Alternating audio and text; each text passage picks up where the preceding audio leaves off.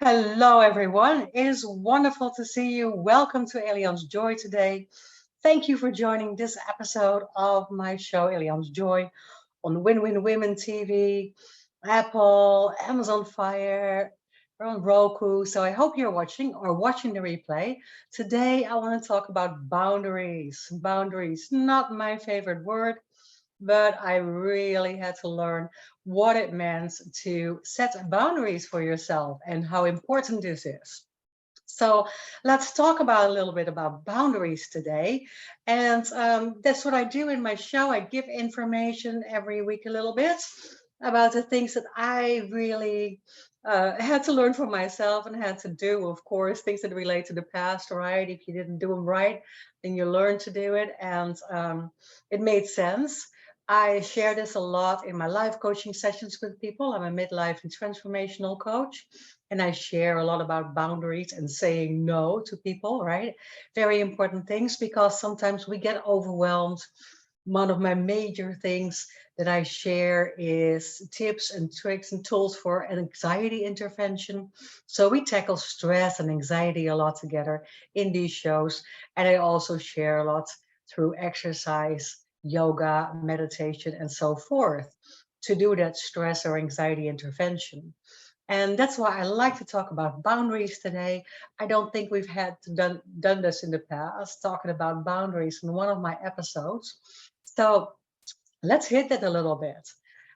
Boundaries, in a general sense, they refer to limits or guidelines that define acceptable or appropriate behavior, actions within a particular context, right? Within the context of where you find yourself. Boundaries, they can exist in a variety of life, personal relationships, in social interactions, in your professional interactions, right? At work, very important that you maintain and set boundaries.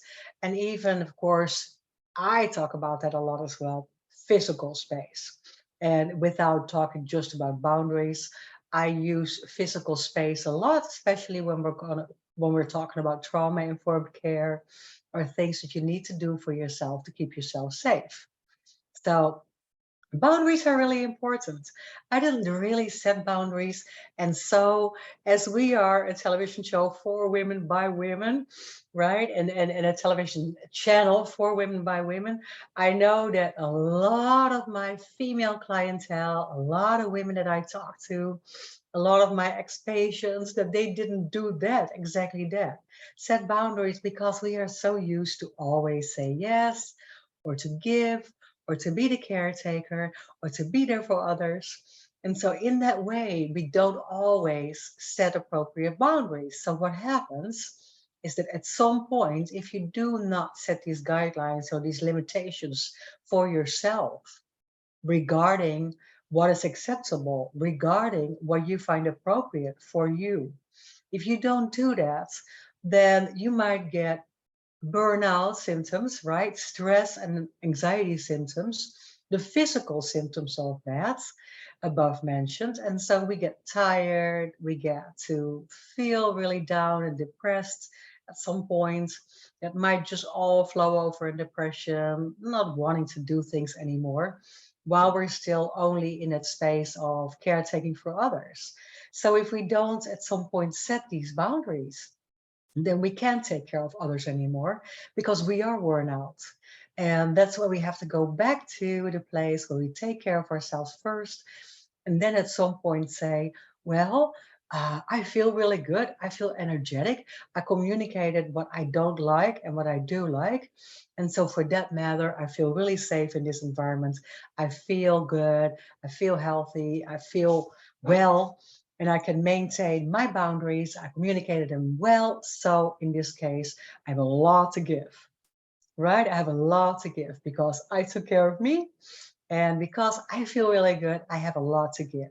And we can't do that the other way around. I know many of us were raised even just not to think about yourself too much because, oh my, that might be just too much ego, too much selfishness,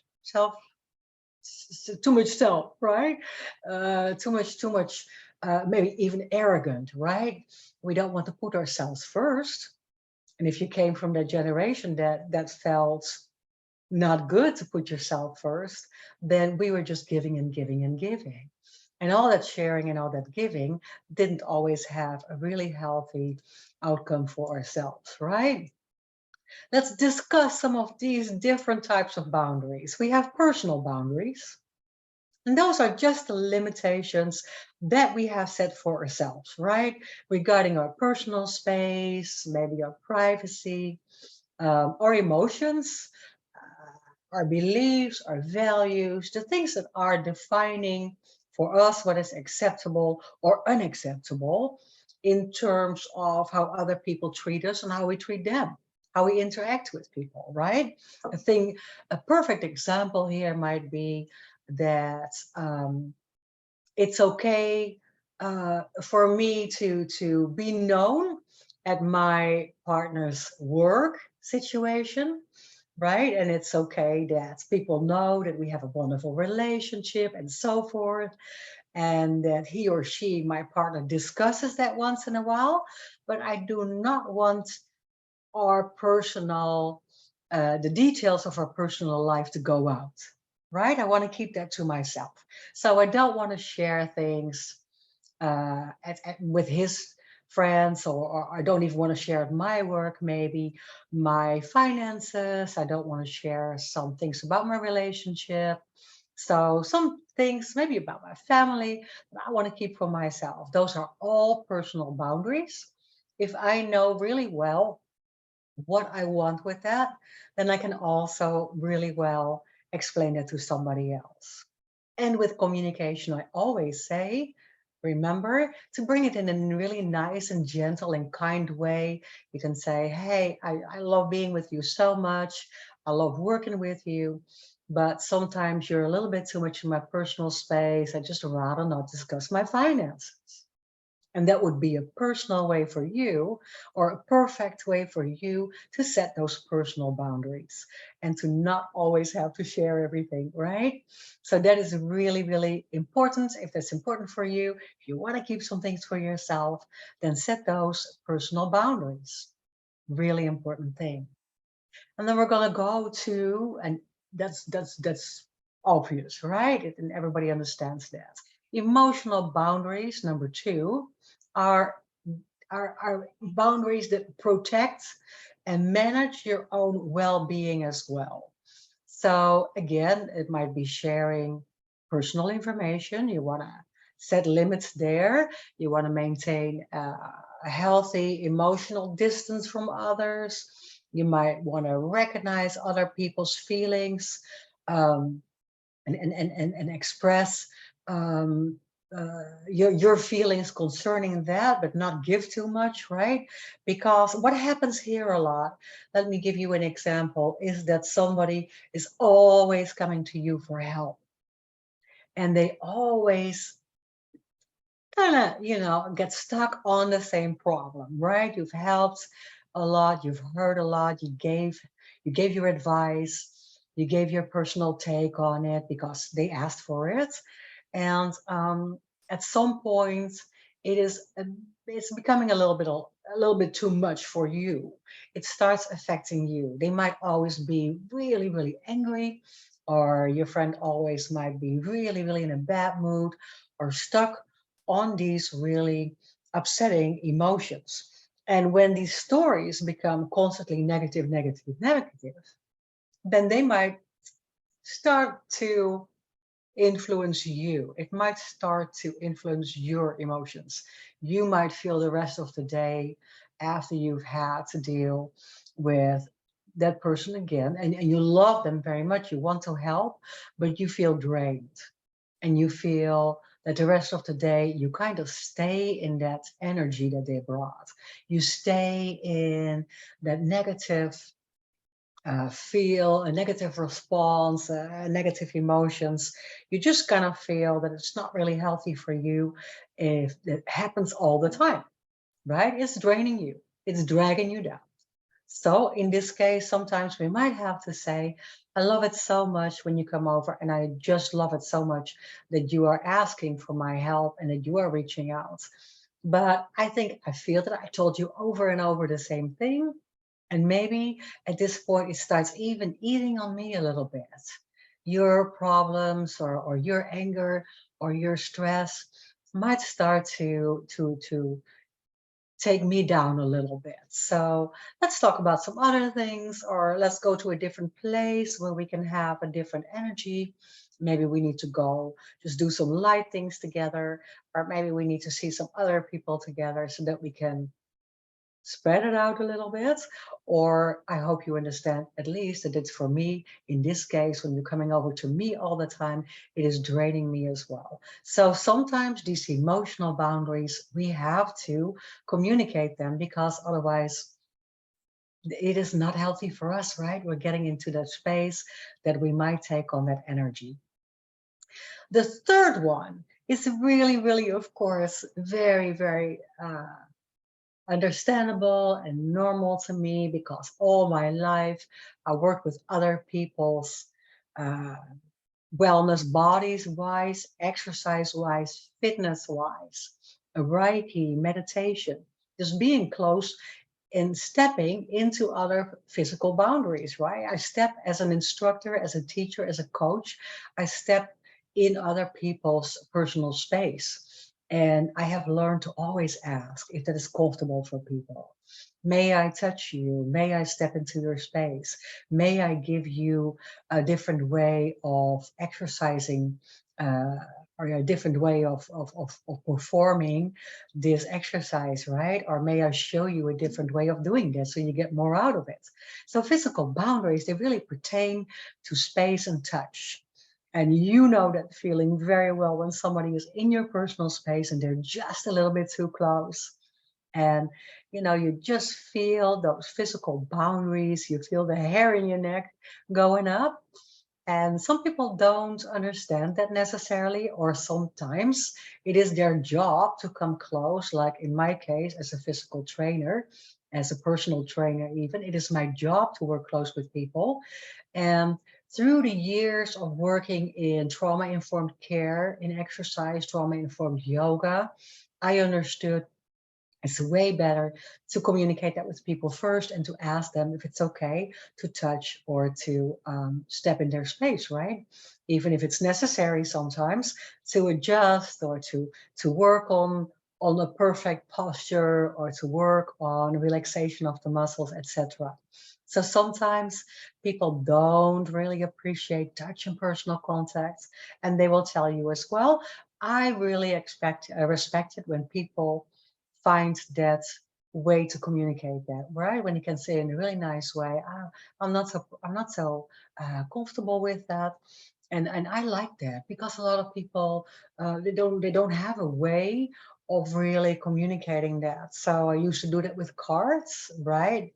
If people didn't want to be physically adjusted in an exercise class, then they could have put a little red card on the side of their mat. And if they did like to be adjusted or helped or uh, uh, physically helped a little bit into a certain pose, then they had a little green dot next to their mat. So that would help me understand if people would not be really willing or able to communicate that in person necessarily or verbally, but also they would like to keep that personal space. So physical boundaries are really important.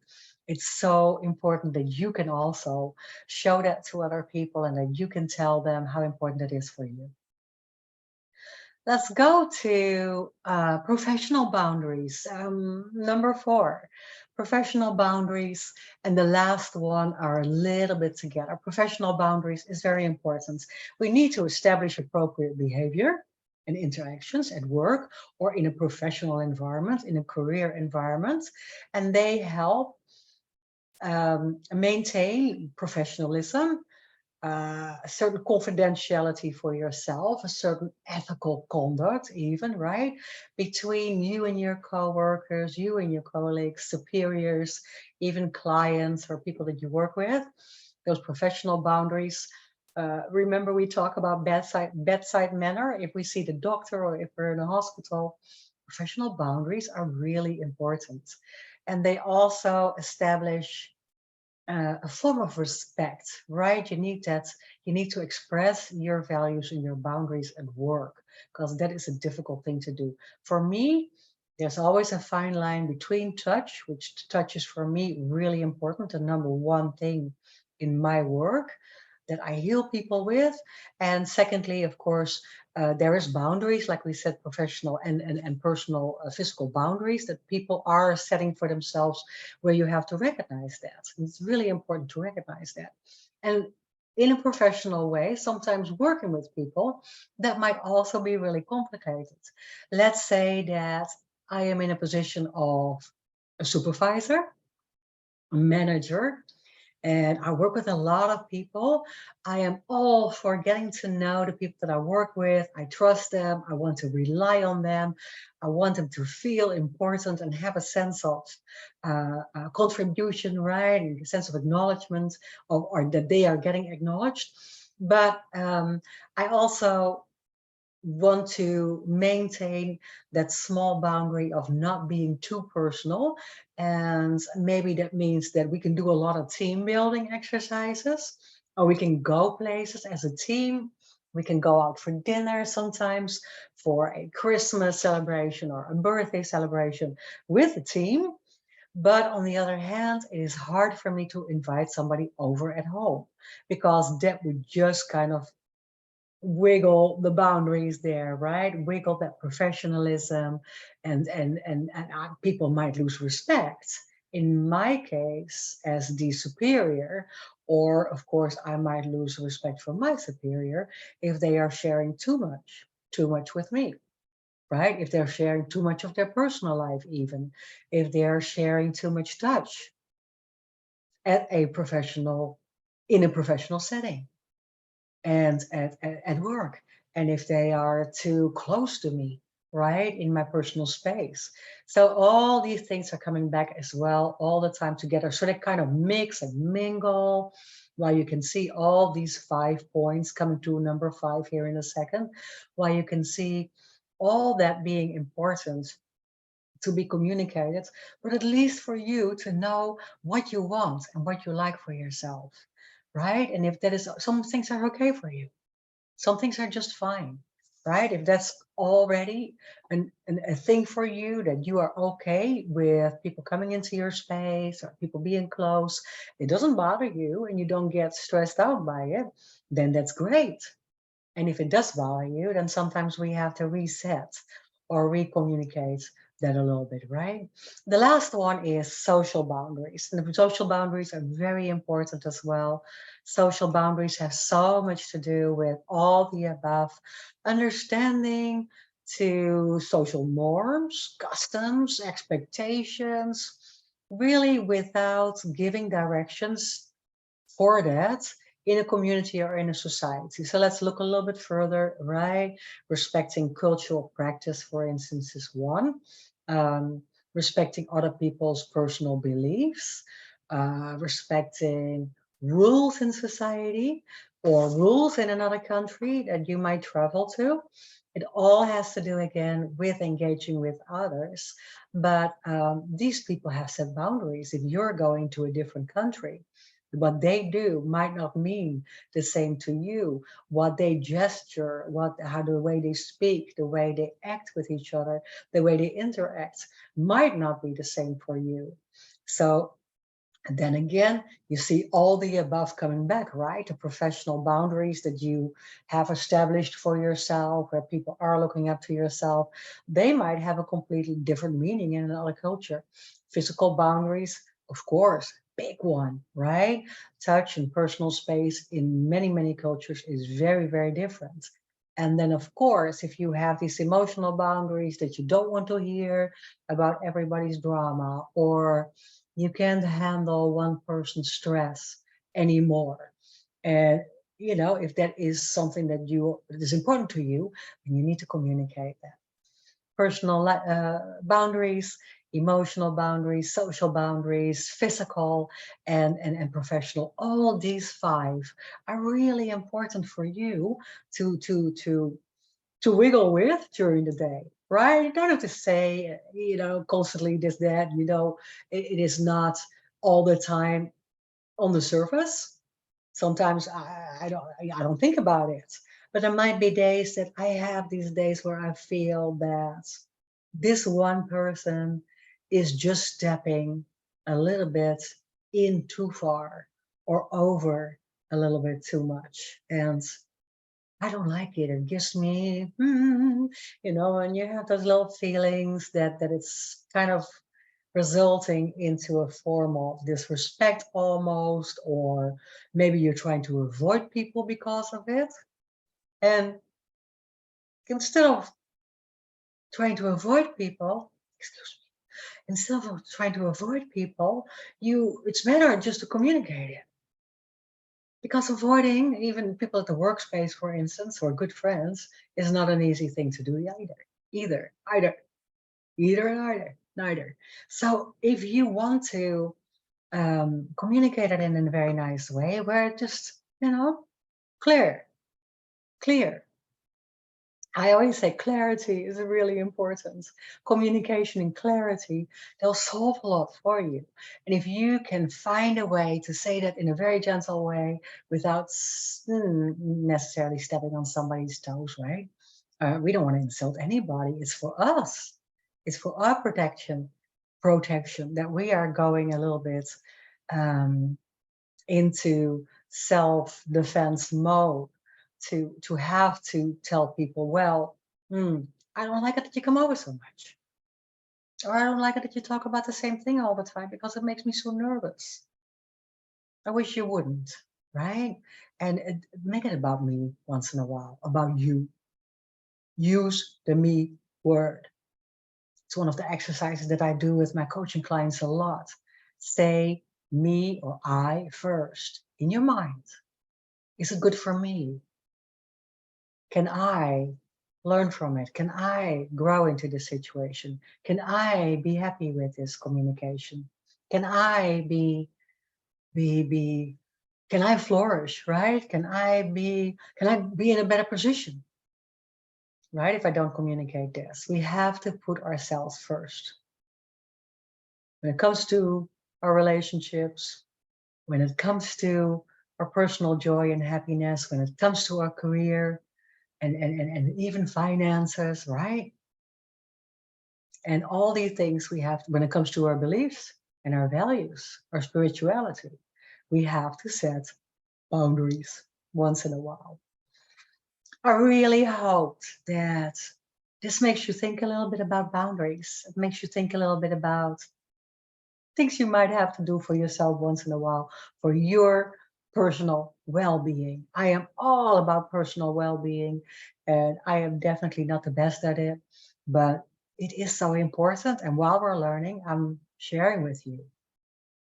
And while we're seeing, a little bit of progression and a little bit of outcome there, I'm sharing with you. If I see it, if it works for me, I'm sharing it with you. It hopefully works for you. So if you have questions, please always come back after the show, watch the replays, tell somebody else about it, discuss it with somebody else. If you have questions, please reach out to me. Very easy to find. Reach out to me on Linktree, Elian Haan dash Elian Haan, Linktree dash Elian Haan. And of course, on my website, elianhaan.com, I offer many courses, I offer many webinars, and I will share everything and anything with you. But please reach out. And if you want to talk about these things, or if this is really difficult for you to communicate, if you cannot really find a way to say this in a nice way, but this is the time to set some boundaries for you, reach out to me. I always offer a complimentary session through these shows. So tell me that you saw it on Elian's Joy and call me for a complimentary session, a 1-hour complimentary session, and we can talk about these things. So absolutely reach out, elianhaan.com or find me on Linktree Elian Haan. And then I hope to see you next week. Thank you so much for joining today. Namaste, namaste. Make it an amazing day. I'll see you next week. Bye.